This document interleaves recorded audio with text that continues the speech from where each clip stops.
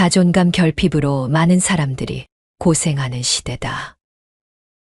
좀처럼 자신감이 없으니까 자신을 사랑하지도 못하고 인정하지도 못하는 것이다.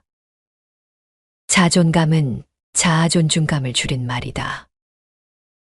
말 그대로 자기가 스스로를 존귀하게 여기는 마음을 말한다.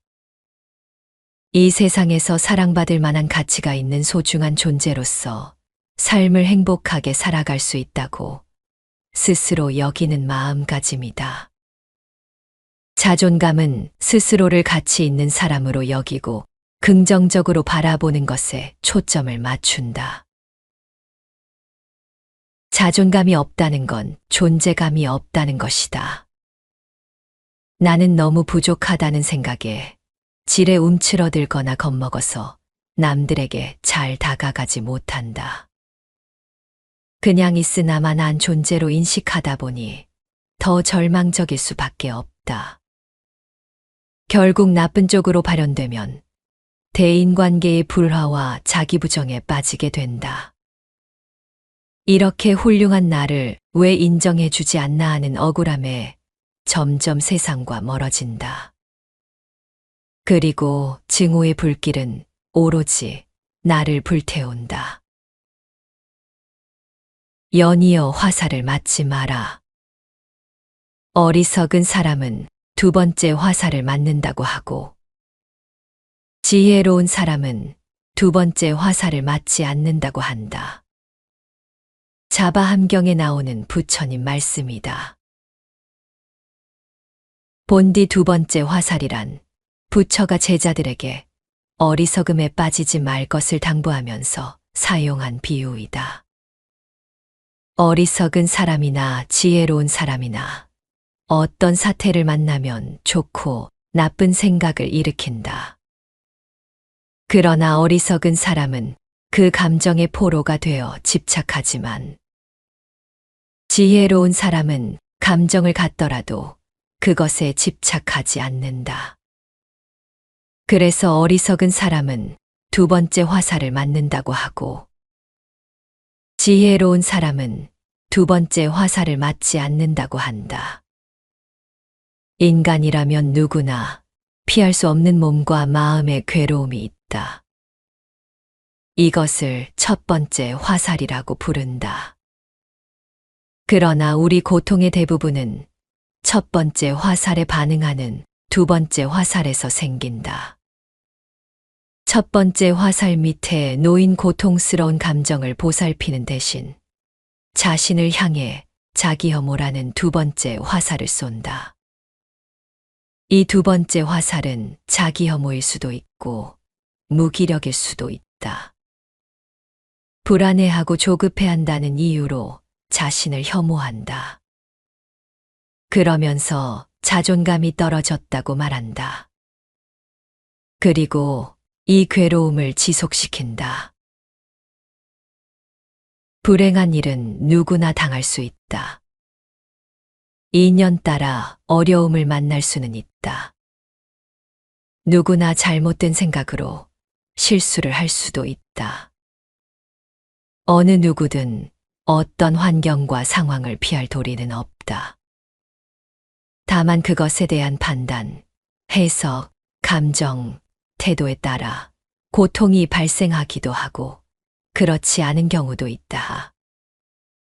불행의 화살을 맞았을 때 어떤 사람은 그 고통과 슬픔을 이기지 못하고 그대로 주저앉아 버린다. 왜 내가 그런 화살을 맞아야 하는지 원인도 생각해 보지 않고 누군가를 원망하고 분노한다. 어떤 사람은 영문도 모르고 맞은 불행의 화살로 고통스러워하면서도 원인을 분석한다. 그리고 고통을 극복하려고 노력한다. 화살을 맞은 것에 대해 원인 분석도 하지 않고 그대로 넘어간다면 잘못은 계속 반복될 것이고 두 번째, 세 번째 화살을 계속해서 맞게 된다. 많은 사람들은 하필 내가 왜 불행의 화살을 맞았을까 하는 생각에 머무른다. 과거에 집착하고 이미 돌이킬 수 없는 일에 집착하여 그 자리에 머물러 있는 것이다. 실수와 잘못과 불행으로 뒤덮인 불행의 자리에 머물러 있다면 발전도 없을 뿐더러 또 다른 화살을 맞게 될 것이다.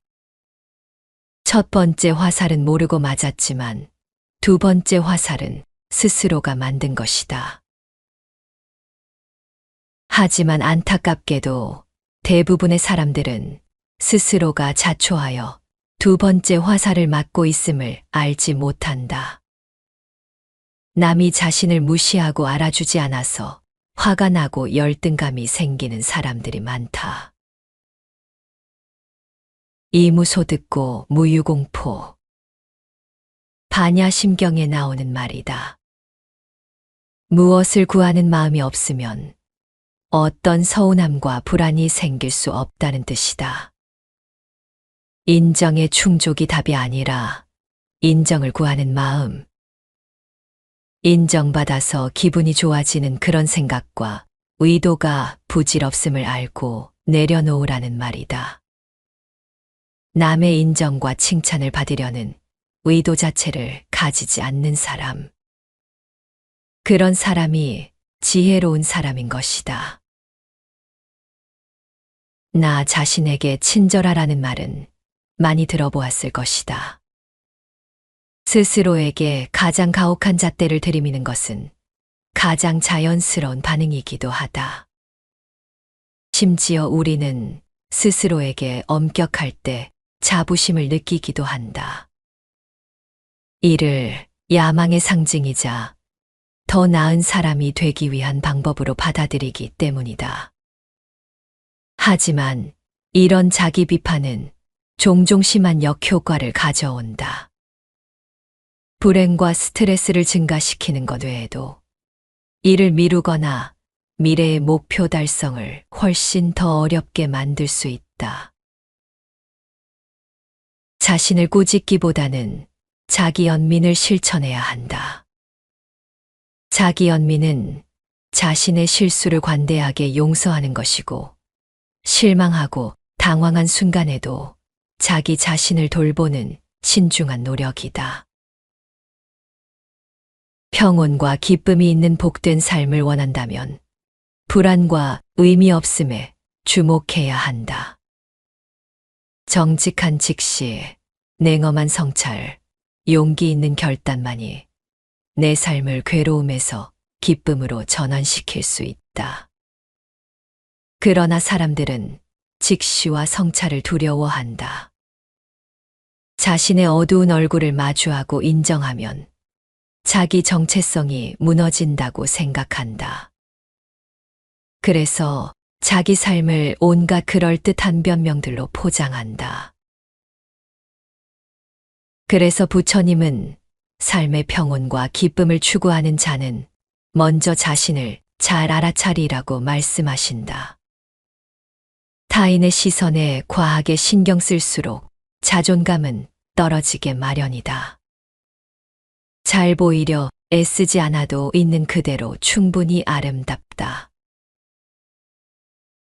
사실 보여지는 외적인 것에 많이 신경 쓰고 관심이 많다는 것은 자기 자신에 대한 자존감이 낮다는 사실을 의미한다. 또한 과도하게 타인의 시선에 신경을 많이 쓰게 된다는 것이며, 이것은 곧 타인에게 휘둘리는 의존적인 삶이다.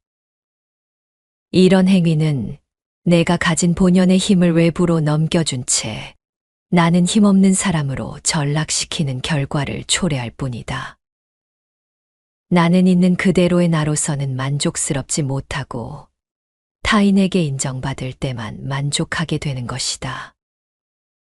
이런 사람은 내면에 힘이 없다. 그 힘을 바깥으로, 타인에게로 다 주었기 때문이다. 그리고는 남에게 휘둘리는 존재로 전락하는 것이다. 외모를 꾸미고 가꾸는 것 자체를 문제라고 할 것은 아니겠지만, 거기에 과도하게 신경을 쓰고 집착하게 된다면 그것은 자신을 초라하게 만든다. 빼어난 아름다움으로 명성이 자자했던 마간디아는 모든 남성들에게 선망의 대상이었다. 콧대 높은 마간디아의 오만을 부추긴 사람은 바로 그녀의 아버지였다.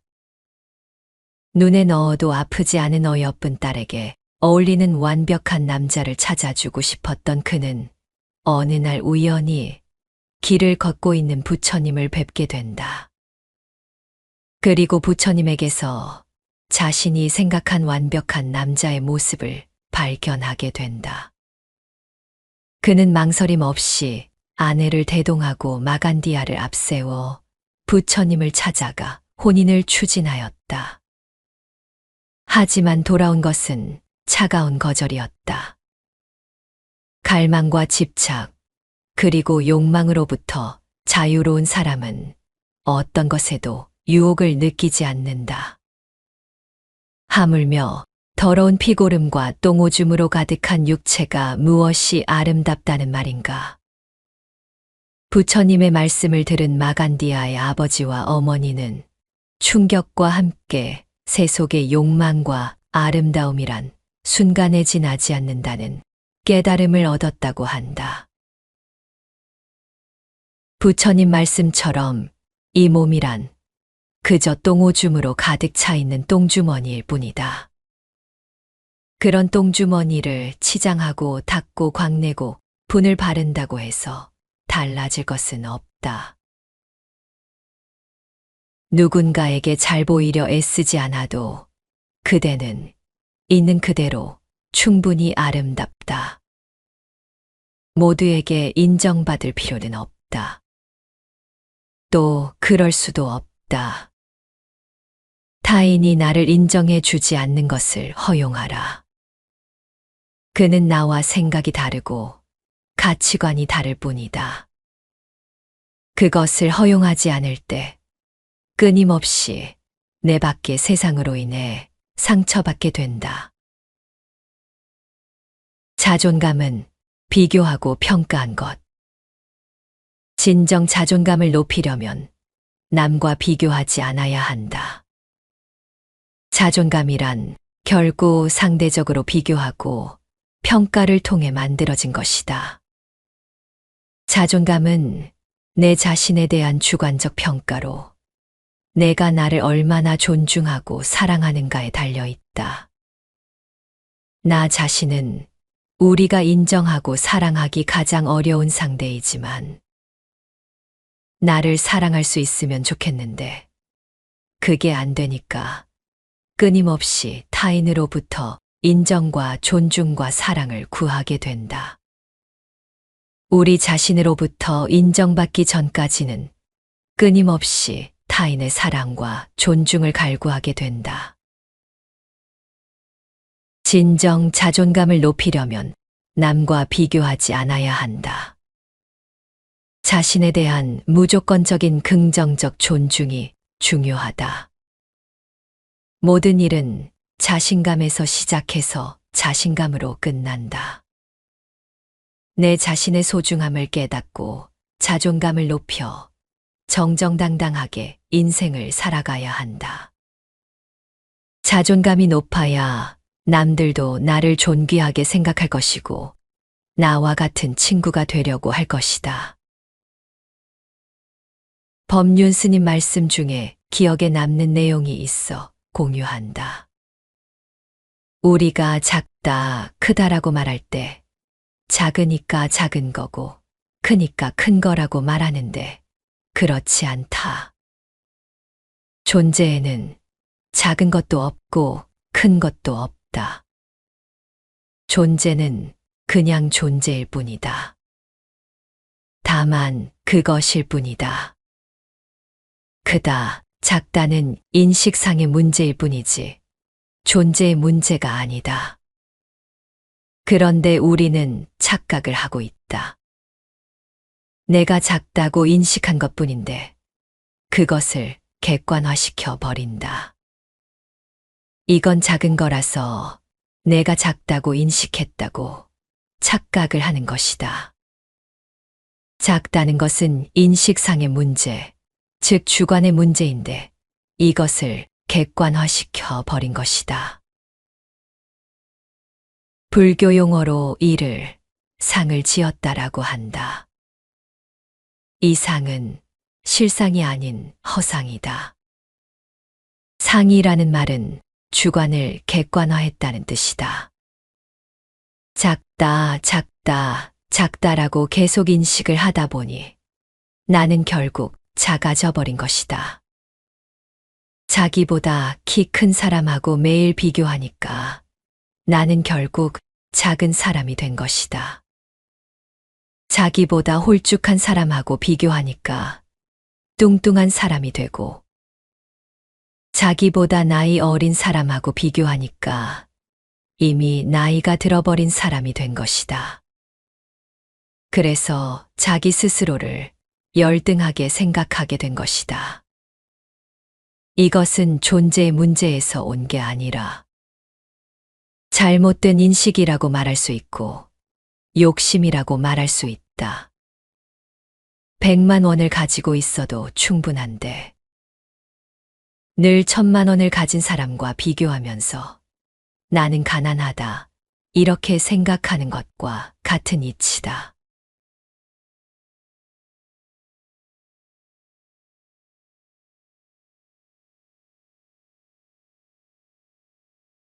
자존감 결핍으로 많은 사람들이 고생하는 시대다. 좀처럼 자신감이 없으니까 자신을 사랑하지도 못하고 인정하지도 못하는 것이다.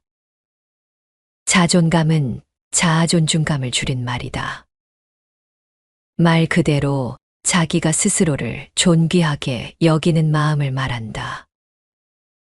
이 세상에서 사랑받을 만한 가치가 있는 소중한 존재로서 삶을 행복하게 살아갈 수 있다고 스스로 여기는 마음가짐이다. 자존감은 스스로를 가치 있는 사람으로 여기고 긍정적으로 바라보는 것에 초점을 맞춘다. 자존감이 없다는 건 존재감이 없다는 것이다. 나는 너무 부족하다는 생각에 지레 움츠러들거나 겁먹어서 남들에게 잘 다가가지 못한다. 그냥 있으나만 한 존재로 인식하다 보니 더 절망적일 수밖에 없다. 결국 나쁜 쪽으로 발현되면 대인관계의 불화와 자기부정에 빠지게 된다. 이렇게 훌륭한 나를 왜 인정해주지 않나 하는 억울함에 점점 세상과 멀어진다. 그리고 증오의 불길은 오로지 나를 불태운다. 연이어 화살을 맞지 마라. 어리석은 사람은 두 번째 화살을 맞는다고 하고, 지혜로운 사람은 두 번째 화살을 맞지 않는다고 한다. 자바함경에 나오는 부처님 말씀이다. 본디 두 번째 화살이란 부처가 제자들에게 어리석음에 빠지지 말 것을 당부하면서 사용한 비유이다. 어리석은 사람이나 지혜로운 사람이나 어떤 사태를 만나면 좋고 나쁜 생각을 일으킨다. 그러나 어리석은 사람은 그 감정의 포로가 되어 집착하지만 지혜로운 사람은 감정을 갖더라도 그것에 집착하지 않는다. 그래서 어리석은 사람은 두 번째 화살을 맞는다고 하고, 지혜로운 사람은 두 번째 화살을 맞지 않는다고 한다. 인간이라면 누구나 피할 수 없는 몸과 마음의 괴로움이 있다. 이것을 첫 번째 화살이라고 부른다. 그러나 우리 고통의 대부분은 첫 번째 화살에 반응하는 두 번째 화살에서 생긴다. 첫 번째 화살 밑에 놓인 고통스러운 감정을 보살피는 대신 자신을 향해 자기 혐오라는 두 번째 화살을 쏜다. 이 두 번째 화살은 자기 혐오일 수도 있고 무기력일 수도 있다. 불안해하고 조급해한다는 이유로 자신을 혐오한다. 그러면서 자존감이 떨어졌다고 말한다. 그리고 이 괴로움을 지속시킨다. 불행한 일은 누구나 당할 수 있다. 인연 따라 어려움을 만날 수는 있다. 누구나 잘못된 생각으로 실수를 할 수도 있다. 어느 누구든 어떤 환경과 상황을 피할 도리는 없다. 다만 그것에 대한 판단, 해석, 감정, 태도에 따라 고통이 발생하기도 하고 그렇지 않은 경우도 있다. 불행의 화살을 맞았을 때 어떤 사람은 그 고통과 슬픔을 이기지 못하고 그대로 주저앉아 버린다. 왜 내가 그런 화살을 맞아야 하는지 원인도 생각해 보지 않고 누군가를 원망하고 분노한다. 어떤 사람은 영문도 모르고 맞은 불행의 화살로 고통스러워하면서도 원인을 분석한다. 그리고 고통을 극복하려고 노력한다. 화살을 맞은 것에 대해 원인 분석도 하지 않고 그대로 넘어간다면 잘못은 계속 반복될 것이고 두 번째, 세 번째 화살을 계속해서 맞게 된다. 많은 사람들은 하필 내가 왜 불행의 화살을 맞았을까 하는 생각에 머무른다. 과거에 집착하고 이미 돌이킬 수 없는 일에 집착하여 그 자리에 머물러 있는 것이다. 실수와 잘못과 불행으로 뒤덮인 불행의 자리에 머물러 있다면 발전도 없을 뿐더러 또 다른 화살을 맞게 될 것이다. 첫 번째 화살은 모르고 맞았지만 두 번째 화살은 스스로가 만든 것이다. 하지만 안타깝게도 대부분의 사람들은 스스로가 자초하여 두 번째 화살을 맞고 있음을 알지 못한다. 남이 자신을 무시하고 알아주지 않아서 화가 나고 열등감이 생기는 사람들이 많다. 이무소듣고 무유공포. 반야심경에 나오는 말이다. 무엇을 구하는 마음이 없으면 어떤 서운함과 불안이 생길 수 없다는 뜻이다. 인정의 충족이 답이 아니라 인정을 구하는 마음. 인정받아서 기분이 좋아지는 그런 생각과 의도가 부질없음을 알고 내려놓으라는 말이다. 남의 인정과 칭찬을 받으려는 의도 자체를 가지지 않는 사람. 그런 사람이 지혜로운 사람인 것이다. 나 자신에게 친절하라는 말은 많이 들어보았을 것이다. 스스로에게 가장 가혹한 잣대를 들이미는 것은 가장 자연스러운 반응이기도 하다. 심지어 우리는 스스로에게 엄격할 때 자부심을 느끼기도 한다. 이를 야망의 상징이자 더 나은 사람이 되기 위한 방법으로 받아들이기 때문이다. 하지만 이런 자기 비판은 종종 심한 역효과를 가져온다. 불행과 스트레스를 증가시키는 것 외에도 이를 미루거나 미래의 목표 달성을 훨씬 더 어렵게 만들 수 있다.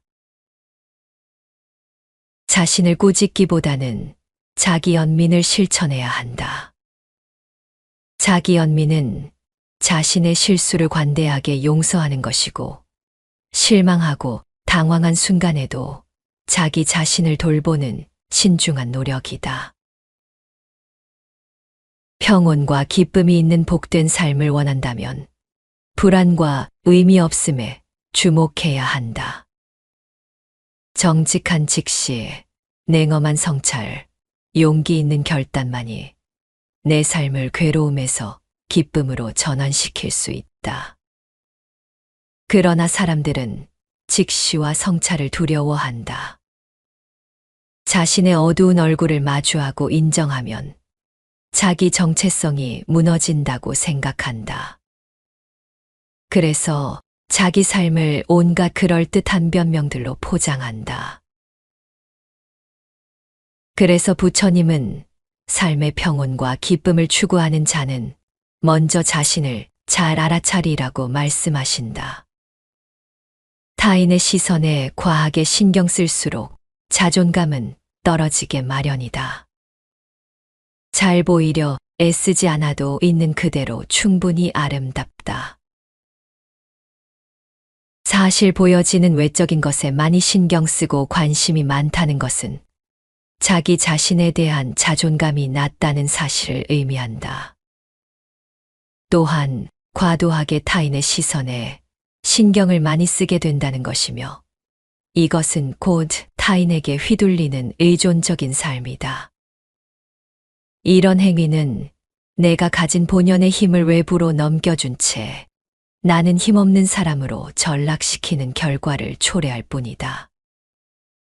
나는 있는 그대로의 나로서는 만족스럽지 못하고 타인에게 인정받을 때만 만족하게 되는 것이다.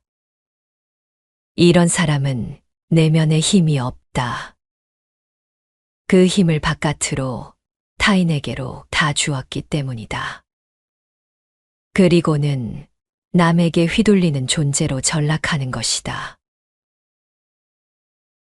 외모를 꾸미고 가꾸는 것 자체를 문제라고 할 것은 아니겠지만 거기에 과도하게 신경을 쓰고 집착하게 된다면 그것은 자신을 초라하게 만든다. 빼어난 아름다움으로 명성이 자자했던 마간디아는 모든 남성들에게 선망의 대상이었다. 콧대 높은 마간디아의 오만을 부추긴 사람은 바로 그녀의 아버지였다. 눈에 넣어도 아프지 않은 어여쁜 딸에게 어울리는 완벽한 남자를 찾아주고 싶었던 그는 어느 날 우연히 길을 걷고 있는 부처님을 뵙게 된다. 그리고 부처님에게서 자신이 생각한 완벽한 남자의 모습을 발견하게 된다. 그는 망설임 없이 아내를 대동하고 마간디아를 앞세워 부처님을 찾아가 혼인을 추진하였다. 하지만 돌아온 것은 차가운 거절이었다. 갈망과 집착, 그리고 욕망으로부터 자유로운 사람은 어떤 것에도 유혹을 느끼지 않는다. 하물며 더러운 피고름과 똥오줌으로 가득한 육체가 무엇이 아름답다는 말인가. 부처님의 말씀을 들은 마간디아의 아버지와 어머니는 충격과 함께 세속의 욕망과 아름다움이란 순간에 지나지 않는다는 깨달음을 얻었다고 한다. 부처님 말씀처럼 이 몸이란 그저 똥오줌으로 가득 차 있는 똥주머니일 뿐이다. 그런 똥주머니를 치장하고 닦고 광내고 분을 바른다고 해서 달라질 것은 없다. 누군가에게 잘 보이려 애쓰지 않아도 그대는 있는 그대로 충분히 아름답다. 모두에게 인정받을 필요는 없다. 또 그럴 수도 없다. 타인이 나를 인정해 주지 않는 것을 허용하라. 그는 나와 생각이 다르고 가치관이 다를 뿐이다. 그것을 허용하지 않을 때 끊임없이 내 밖의 세상으로 인해 상처받게 된다. 자존감은 비교하고 평가한 것. 진정 자존감을 높이려면 남과 비교하지 않아야 한다. 자존감이란 결국 상대적으로 비교하고 평가를 통해 만들어진 것이다. 자존감은 내 자신에 대한 주관적 평가로 내가 나를 얼마나 존중하고 사랑하는가에 달려 있다. 나 자신은 우리가 인정하고 사랑하기 가장 어려운 상대이지만 나를 사랑할 수 있으면 좋겠는데 그게 안 되니까 끊임없이 타인으로부터 인정과 존중과 사랑을 구하게 된다. 우리 자신으로부터 인정받기 전까지는 끊임없이 타인의 사랑과 존중을 갈구하게 된다. 진정 자존감을 높이려면 남과 비교하지 않아야 한다. 자신에 대한 무조건적인 긍정적 존중이 중요하다. 모든 일은 자신감에서 시작해서 자신감으로 끝난다. 내 자신의 소중함을 깨닫고 자존감을 높여 정정당당하게 인생을 살아가야 한다. 자존감이 높아야 남들도 나를 존귀하게 생각할 것이고 나와 같은 친구가 되려고 할 것이다. 법륜 스님 말씀 중에 기억에 남는 내용이 있어 공유한다. 우리가 작다, 크다라고 말할 때 작으니까 작은 거고 크니까 큰 거라고 말하는데 그렇지 않다. 존재에는 작은 것도 없고 큰 것도 없다. 존재는 그냥 존재일 뿐이다. 다만 그것일 뿐이다.